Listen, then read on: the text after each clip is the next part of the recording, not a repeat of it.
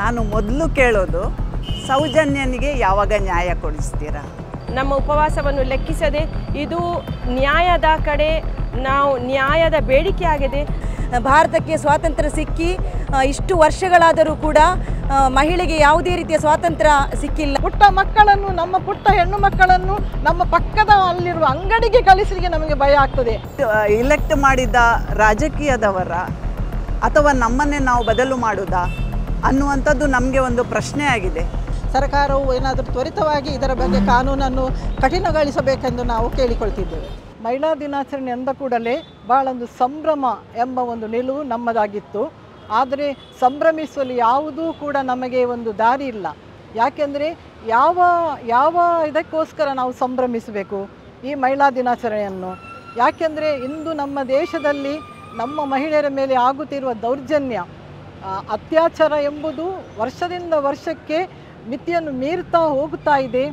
ಅಂಥದ್ರಲ್ಲಿ ನಾವು ಮಹಿಳೆಯರ ಮೇಲೆ ಆಗುತ್ತಿರುವ ದೌರ್ಜನ್ಯ ಹಾಗೂ ಅತ್ಯಾಚಾರ, ಕೊಲೆ ಇಂಥದ್ದೆಲ್ಲ ನೋಡಿ ನಮಗೆ ನಮ್ಮ ನೋವನ್ನು ನಾವು ತೋರ್ಪಡಿಸಲು ಇವತ್ತು ಇಲ್ಲಿ ಮಂಗಳೂರಿನ ನಗರದ ಮಿನಿ ವಿಧಾನಸೌಧದ ಎದುರು ನಾವು ಮಹಿಳೆಯರು ಸೇರಿ ಮೌನ ಪ್ರತಿಭಟನೆಯನ್ನು ಮಾಡುತ್ತಾ ಇದ್ದೇವೆ. ನಮ್ಮ ನೋವನ್ನು ನಾವು ತೋರ್ಪಡಿಸ್ತಾ ಇದ್ದೇವೆ. ನಮಗೆ ಸಂಭ್ರಮಿಸಲು ಆಗ್ತಾ ಇಲ್ಲ. ಯಾಕೆಂದರೆ ನಮ್ಮ ಮಕ್ಕಳು, ನಮ್ಮ ಪುಟ್ಟ ಮಕ್ಕಳು, 4 ತಿಂಗಳ ಮಕ್ಕಳಿಂದ ಹಿಡಿದು ವೃದ್ಧ ಮಹಿಳೆಯರ ತನಕ ಕಾಮುಕರು ಅವರನ್ನು ಬಿಡದೆ ಅತ್ಯಾಚಾರ ಮಾಡ್ತಾರೆ. ಅತ್ಯಾಚಾರ ಎಷ್ಟೊಂದು ಎಂಥೊಂದು ಕೆಟ್ಟ ಮನಸ್ಥಿತಿಗೆ ಹೋಗ್ತಾ ಇದೆ ಅಂತ ಹೇಳಿದರೆ, ಕೇವಲ ಅತ್ಯಾಚಾರ ಮಾಡುವುದಲ್ಲ, ಅತ್ಯಾಚಾರ ಮಾಡಿದನ್ನು ವಿಡಿಯೋ ಮಾಡಿ ಅದನ್ನು ಸೋಷಿಯಲ್ ಮೀಡಿಯಾದಲ್ಲಿ ಅದನ್ನು ವೈರಲ್ ಮಾಡಲಾಗುತ್ತಿದೆ. ಎಂತಹ ಮನಸ್ಥಿತಿ ಇದು? ಯಾಕೆಂದರೆ ತಮ್ಮ ಈ ಕೀಳು ಕೃತ್ಯವನ್ನು ಸಾರ್ವಜನಿಕರೆಲ್ಲ ವೀಕ್ಷಣೆ ಮಾಡಲಿ ಎಂಬಂತಹ ಒಂದು ಕೆಟ್ಟ ಕ್ರೂರ ಮನಸ್ಥಿತಿಯ ಒಂದು ಇದರಲ್ಲಿ ನಮ್ಮ ಸಮಾಜ ಹೋಗ್ತಾ ಉಂಟು. ಈಗ ನೋಡಿ, ಅರಬ್ ದೇಶದಲ್ಲಿ ಆರೋಪಿಗಳಿಗೆ ಅತ್ಯಾಚಾರ ಮಾಡಿ ಕೊಲೆ ಮಾಡಿದವನಿಗೆ ಶೀಘ್ರವೇ ಅವನು ಮರಣದಂಡನೆ ವಿಧಿಸಲಾಗುತ್ತಿದೆ. ಆದ್ದರಿಂದ ಅರಬ್ ದೇಶದಲ್ಲಿ ರಾತ್ರಿ 1 ಗಂಟೆ 2 ಗಂಟೆಗೆ ನಮ್ಮ ಮಹಿಳೆಯರು ಒಬ್ಬಳೇ ನಿರ್ಭೀತಿಯಿಂದ ಹೋಗ್ತಾ ಬರ್ತಾ ಇರ್ತಾರೆ. ಅವರಿಗೆ ಯಾವುದು ಕೂಡ ಭಯ ಇಲ್ಲ. ಆದರೆ ನಮ್ಮ ದೇಶದಲ್ಲಿ ನಮ್ಮ ಮಹಿಳೆಯರು ಭಯಭೀತಿಯಿಂದ ಬದುಕುವಂತಾಗಿದೆ. ಹಗಲು ರಾತ್ರಿ ಬಿಡಿ, ಹಗಲಲ್ಲೂ ಕೂಡ ನಮ್ಮ ಮಹಿಳೆಯರಿಗೆ ಹೋಗಲಿಕ್ಕೆ ಭಯ ಆಗ್ತದೆ. ಪುಟ್ಟ ಮಕ್ಕಳನ್ನು, ನಮ್ಮ ಪುಟ್ಟ ಹೆಣ್ಣು ಮಕ್ಕಳನ್ನು ನಮ್ಮ ಪಕ್ಕದ ಅಲ್ಲಿರುವ ಅಂಗಡಿಗೆ ಕಳಿಸಲಿಕ್ಕೆ ನಮಗೆ ಭಯ ಆಗ್ತದೆ. ಯಾಕೆಂದರೆ ನಮ್ಮ ಹೆಣ್ಣು ಮಕ್ಕಳು ಅಂಗಡಿಗೆ ಹೋಗಿ ವಾಪಸ್ ಬರ್ತಾರಾ ಇಲ್ಲವ ಎಂಬ ಭಯ ನಮಗೆ. ಸತ್ಯಮೇವ ಜಯತೆ ಅಂತೇಳಿ ನಮ್ಮ ಸ್ಲೋಗನ್ ಇದೆ. ಎಲ್ಲಿದೆ ನ್ಯಾಯ? ನಾನು ಮೊದಲು ಕೇಳೋದು ಸೌಜನ್ಯನಿಗೆ ಯಾವಾಗ ನ್ಯಾಯ ಕೊಡಿಸ್ತೀರಾ? ಒಬ್ಬ ಯೂಟ್ಯೂಬರಿಗೆ ಸುಮೋಟೋ ಕೇಸ್ ಹಾಕಿ ಪೊಲೀಸರೇ ಬಂಧಿಸೋದಾದರೆ, ಒಬ್ಬರು ಅತ್ಯಾಚಾರ ಮಾಡಿ ಕೊಲೆ ಮಾಡಿದ ಅಪರಾಧಿಯನ್ನು ಹಿಡಿಲಿಕ್ಕೆ ಸಾಧ್ಯ ಇಲ್ವಾ? ಇದು ನನ್ನ ಪ್ರಶ್ನೆ. ನಮ್ಮ ದೇಶಕ್ಕೆ ಸಂವಿಧಾನ ಈಗ 77 ವರ್ಷ ತನಕ ಆಯಿತು. ನಾವೆಲ್ಲಿದ್ದೇವೆ? ಇದೇ ನಮ್ಮ ಪ್ರಜಾಪ್ರಭುತ್ವ ಅಥವಾ ಇದೇ ನಮ್ಮ ಸಮಾನತೆ, ಸ್ವಾತಂತ್ರ್ಯ, ಗೌರವ? ಹೆಣ್ಣು ಮಕ್ಕಳಿಗೆ ಈ ರೀತಿ ಮಾಡೋದು ಯಾವ ರೀತಿ? ಅವರು ಹೇಗೆ ಬದುಕಬೇಕು? ಯಾವಾಗ ಅವರಿಗೆ ಗೌರವ ಕೊಡ್ತೀರಾ?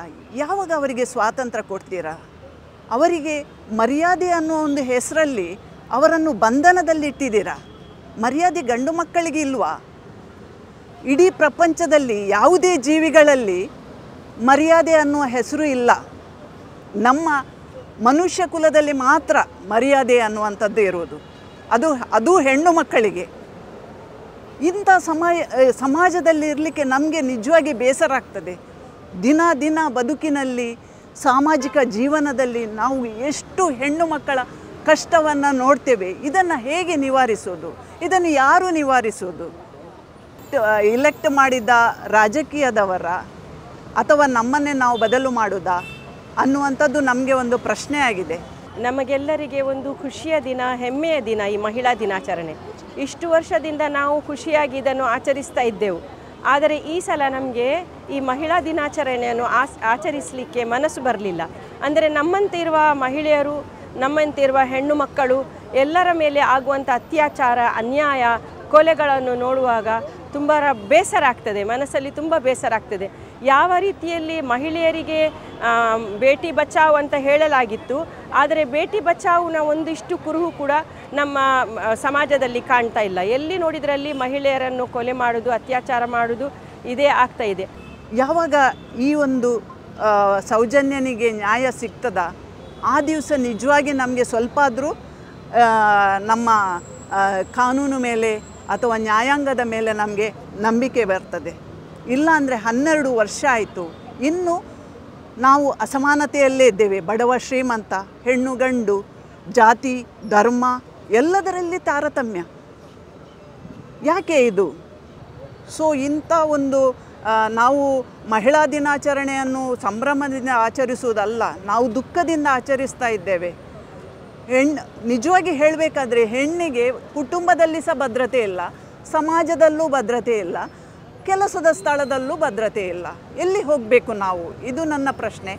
ಆದಷ್ಟು ಬೇಗ ಸೌಜನ್ಯನಿಗೆ ಒಂದು ನ್ಯಾಯ ದೊರಕಿಸಬೇಕು ಅನ್ನೋದೇ ನನ್ನ ಪ್ರಾರ್ಥನೆ. Today is International Women's Day. On this day we should be celebrating. Instead of that we are protesting here against the atrocities of women. We want the government to bring a strict law and the victims and the perpetrators are punished. ಈ ನಮ್ಮ ನೋವನ್ನು ನಾವು ತೋಡಿಕೊಳ್ಳಿಕ್ಕಾಗಿ ನಾವು ಇಲ್ಲಿ ನಿಂತಿದ್ದೇವೆ. ಮತ್ತು ಅದೇ ಪ್ರಕಾರ ನಾವು ಸರ್ಕಾರದಿಂದ ನಾವು ಬೇಡುವಂಥದ್ದು ನಮ್ಮ ಸುರಕ್ಷತೆ ಸರ್ಕಾರದ ಕೈಯಲ್ಲಿದೆ.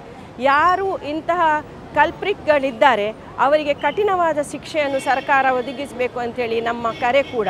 ಮತ್ತು ಇಂದು ನಾವು ಉಪವಾಸ ಇಟ್ಟು ನಾವೆಲ್ಲ ಮಹಿಳೆಯರು ಉಪವಾಸದಿಂದ ಇದ್ದು ಕೂಡ ನಾವು ಇಲ್ಲಿ ಬಂದು ನಿಂತಿದ್ದೇವೆ. ನಮ್ಮ ಉಪವಾಸವನ್ನು ಲೆಕ್ಕಿಸದೆ ಇದು ನ್ಯಾಯದ ಕಡೆ ನಾವು ನ್ಯಾಯದ ಬೇಡಿಕೆ ಆಗಿದೆ ಮತ್ತು ನ್ಯಾಯಕ್ಕಾಗಿ ನಾವು ನಿಲ್ಲಬೇಕು ಅಂತೇಳಿ ಖುರಾನ್ ನಮಗೆ ಆದೇಶಿಸ್ತದೆ.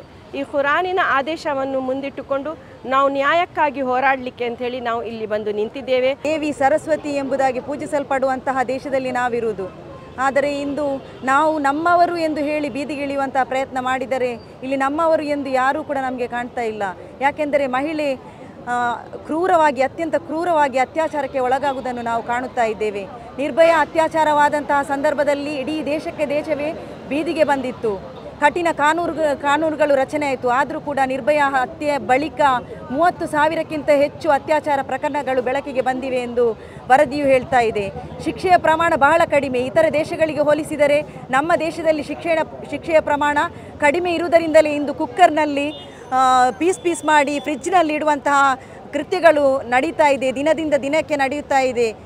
ಭಾರತಕ್ಕೆ ಸ್ವಾತಂತ್ರ್ಯ ಸಿಕ್ಕಿ ಇಷ್ಟು ವರ್ಷಗಳಾದರೂ ಕೂಡ ಮಹಿಳೆಗೆ ಯಾವುದೇ ರೀತಿಯ ಸ್ವಾತಂತ್ರ್ಯ ಸಿಕ್ಕಿಲ್ಲ ಎಂಬುದಕ್ಕೆ ನಿರಂತರ ನಡೆಯುತ್ತಿರುವಂತಹ ಅತ್ಯಾಚಾರಗಳೇ ಸಾಕ್ಷಿ. ಅದಕ್ಕೆ ಮೋಟಿವೇಟ್ ಮಾಡುವಂಥ ಯಾವೆಲ್ಲ ಬ್ಯಾಕ್ಗ್ರೌಂಡಿನಲ್ಲಿ ಏನೆಲ್ಲ ಕೆಲಸ ಮಾಡ್ತದೆ, ಫಿಲ್ಮ್ಗಳಲ್ಲಿ ಮಹಿಳೆಯರನ್ನು ಅರೆನಗ್ನವಾಗಿ ತೋರಿಸುವುದು, ಮತ್ತು ಅವರಿಗೆ ಡ್ರಗ್ಸ್ಗಳಿಂದ ಮಕ್ಕಳನ್ನು ದಾರಿ ತಪ್ಪಿಸುವುದು, ಮತ್ತು ಜಾಹೀರಾತುಗಳಲ್ಲಿ ಮತ್ತು ಡ್ರಗ್ಸ್ ಶರಾಬು ಮದ್ಯಪಾನದವನ್ನು ತುಂಬ ಕಾಮನ್ ಆಗಿ ಎಲ್ಲರಿಗೂ ಸಿಗುವಂತೆ ಮಾಡಿರುವುದು, ಈ ಎಲ್ಲ ದುರುಪಯೋಗಗಳನ್ನು ಮಕ್ಕಳಿಗೆ ಗೊತ್ತಿರದೆ ಅವರು ಅದರಲ್ಲಿ ಸಿಕ್ಕಿಬೀಳ್ತಾರೆ. ಇದನ್ನು ಅವರನ್ನು ರಕ್ಷಿಸಬೇಕಾಗಿದೆ. ಈ ಮಕ್ಕಳನ್ನು ಸಹ ನಮ್ಮ ರಕ್ಷಿಸಬೇಕು ಮತ್ತು ಮಹಿಳೆಯರನ್ನು ಅವರನ್ನು ರಕ್ಷಿಸಬೇಕಾಗಿದೆ. ಸರ್ಕಾರವು ಏನಾದರೂ ತ್ವರಿತವಾಗಿ ಇದರ ಬಗ್ಗೆ ಕಾನೂನನ್ನು ಕಠಿಣಗೊಳಿಸಬೇಕೆಂದು ನಾವು ಕೇಳಿಕೊಳ್ತಿದ್ದೇವೆ. International Women's Day, we rise against the alarming rise in women's exploitation, the rape cases and the heinous crimes that threaten the safety and dignity of women. The Beti Bachao cry has lost its significance as the criminals roam free and justice is delayed. We demand stricter laws, urgent action and a safer world for women. ಈ ಕಾನೂನು ಬಹಳ ಮೆದುವಾಗಿದೆ.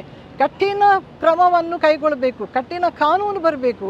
ನಮ್ಮ ಮಹಿಳೆಯರ ಮೇಲೆ ಆಗುತ್ತಿರುವ ದೌರ್ಜನ್ಯದ ವಿಷಯದಲ್ಲಿ ಒಂದು ವಿಶೇಷವಾದ ಕೋರ್ಟ್ ರಚನೆ ಆಗಬೇಕು. ಕೋರ್ಟ್ ರಚನೆ ಆಗಿ ಅವರಿಗೆ ಅಪರಾಧಿಗಳಿಗೆ ಶೀಘ್ರವಾಗಿ ಕಠಿಣ ಶಿಕ್ಷೆ ಆಗಬೇಕು. ನೋಡಿ, ಉದಾಹರಣೆಗೆ ನೋಡಿ, ಉಡುಪಿಯಲ್ಲಿ 3 ಹೆಣ್ಣು ಮಹಿಳೆಯರನ್ನು ಕೊಲೆ ಮಾಡಿದ ಆ ಒಬ್ಬ ಕ್ರೂರಿಯನ್ನು ಇವತ್ತಿಗೂ ಜೈಲಿನಲ್ಲಿ ಕುತ್ಕೊಳ್ಳಿಸಿ ಅವನಿಗೆ ಆಹಾರ ಕೊಡಲಾಗುತ್ತಿದೆ. ಅವನು ನಿಜವಾಗಿ ಎಲ್ಲರಿಗೂ ತಿಳಿದಿರುವಂತೆ ಅವನು ಅಪರಾಧಿ, ಆದರೆ ಅವನಿಗೆ ಇನ್ನೂ ಜೀವಂತ ಇಟ್ಟಿದ್ದಾರೆ. ಅವನಿಗೆ ಮರಣದಂಡನೆ ಇಲ್ಲವೇ? ನಾವು ಏನು ಹೇಳುವುದಂದರೆ, ಸೌಜನ್ಯ ಪ್ರಕರಣ ನೋಡಿ, ಅದನ್ನು ನೋಡಿ, ನಮಗೆ ಯಾರಿಗೆ ಮರಣದಂಡನೆ ಕೊಡಬೇಕು ಈ ದೇಶದಲ್ಲಿ ಮರಣದಂಡನೆ ಕೊಡ್ತಾ ಇಲ್ಲ. ಏನಾಗ್ತದೆ ಅಂದರೆ, ಸಾರ್ವಜನಿಕವಾಗಿ ಮರಣದಂಡನೆ ಕೊಡುವುದನ್ನು ಎಲ್ಲ ಕಡೆ, ಎಲ್ಲ ಸೋಷಿಯಲ್ ಮೀಡಿಯಾದಲ್ಲಿ, ಟಿ ವಿಯಲ್ಲಿ ಎಲ್ಲಲ್ಲೂ ವೈರಲ್ ಮಾಡಿದಾಗ ಮುಂದಿನ ಕಾಮುಕರಿಗೆ ನಡುಕ ಉಂಟಾಗುತ್ತದೆ.